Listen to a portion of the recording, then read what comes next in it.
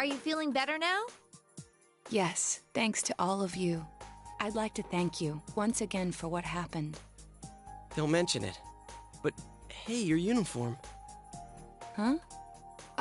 Yes. After contemplating the matter, I went with what I've been wearing thus far. There's no need for you to... Hey, it's the Detective Prince. That's no prince. I heard he's a she. Huh? You serious? If he's a she, then... oh, crap!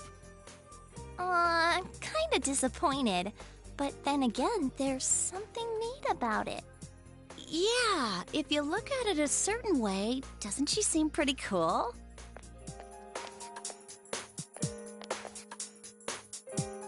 My, rumors spread so quickly.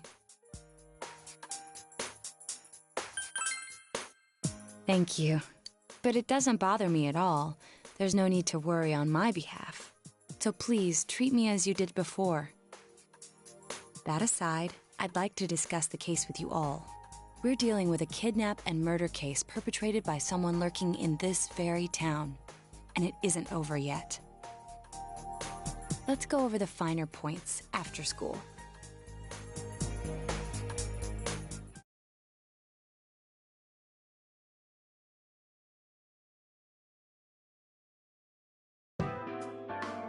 First, I heard the doorbell ring. But when I opened the front door, I saw no one there. Just as alarm bells sounded in my mind, someone grabbed me roughly from behind and covered my mouth with something. Immediately afterward, I was put into something like a sack and most likely carried on the culprit's shoulder. Wow, how could you remember all that? The culprit seems to have used a chemical to incapacitate me, but luckily I wasn't completely unconscious. I had been expecting a trick along those lines, so I was somewhat prepared. And of course, I was desperate to gather as much information as I could. No wonder you're an ace detective! That ain't something to be proud of. You are too damn calm about all this. Judging by their actions and body type, I'd say the culprit is definitely a man. I heard no conversations or voices, so I believe he is acting alone. It's after that that things get murky. I felt a single impact, which I assume is when I was thrown inside the TV. But the time from kidnapping to that point seemed too short. It was a matter of minutes. So you were immediately thrown inside the TV after being kidnapped. Oh, could there have been a TV on the side of the road? Regrettably, my memory from there on is a blur. I see. But man, the killer came right up to the door and rang the bell? That's just crazy. I finally understand why you all testified that you couldn't recall much of what happened.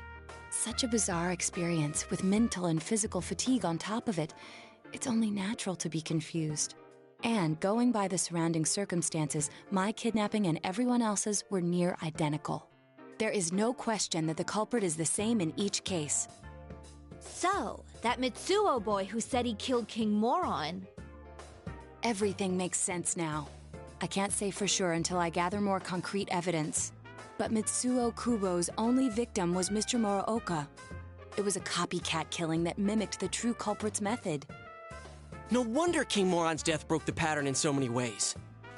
The question remains, though, as to how Kubo learned of that world. That's it!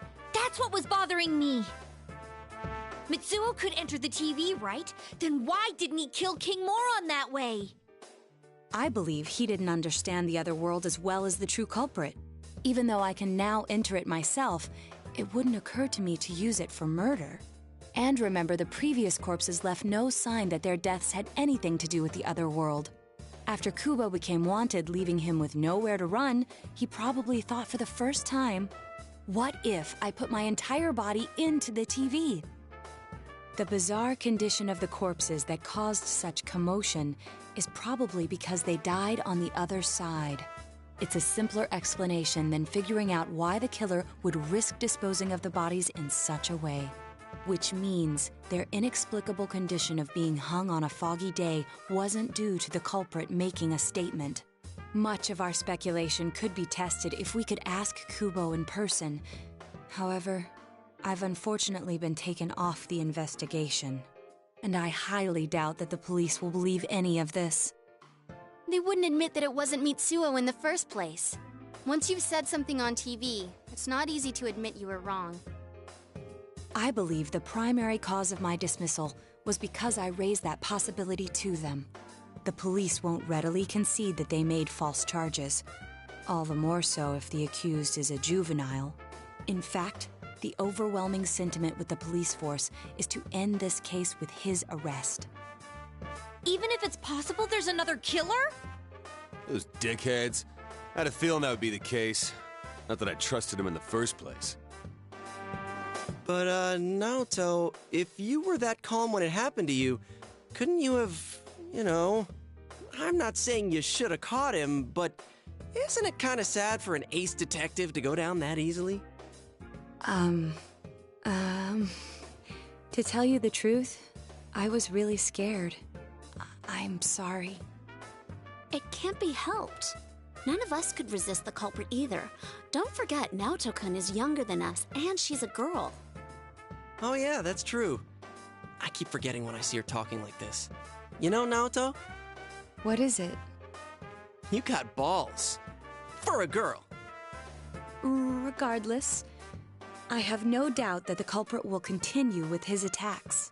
We can only watch and wait for him to make the next move. But this is no longer a mere job or someone else's affair. I want to know the truth of why we were targeted. Please allow me to join your effort. Thank you very much. I'll do my best, leader.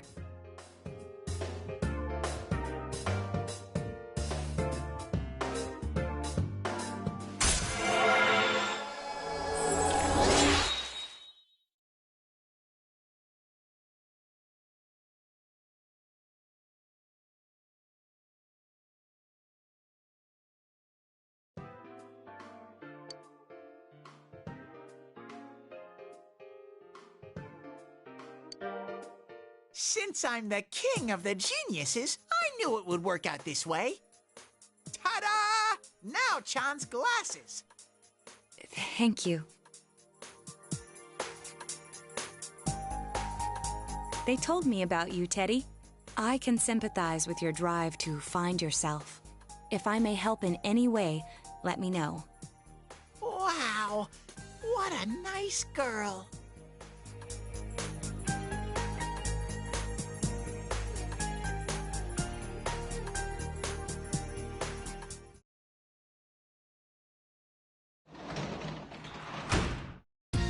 Oh, welcome.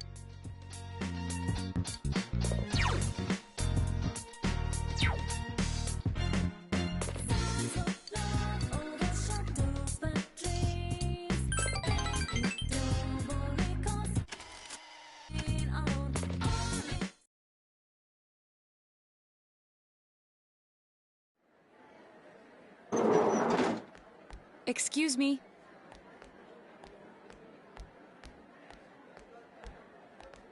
Do you have time after school today? Did something happen? No. Rather, I'd like to have a doctor examine Teddy. A doctor? You mean a vet? The normal kind, actually. If you're free, I've scheduled a checkup for him after school today. A thorough physical examination might be a good first step in figuring out what Teddy is. And I thought it might be a good idea for the rest of us to get checkups as well. We should see if the fog over there or the power we've gained have had any negative effects on our health. Since you all have been active on the other side far longer than I have, you should definitely be examined. Negative effects? Don't drop scary stuff on us like it's nothing. But yeah, I never even thought about that. I've arranged to have Kanji-kun and Rise-san. Wow, you're on the ball about all this. Are you sure you're not an adult? Her height's a big giveaway, though. Well, I'll see you all after school.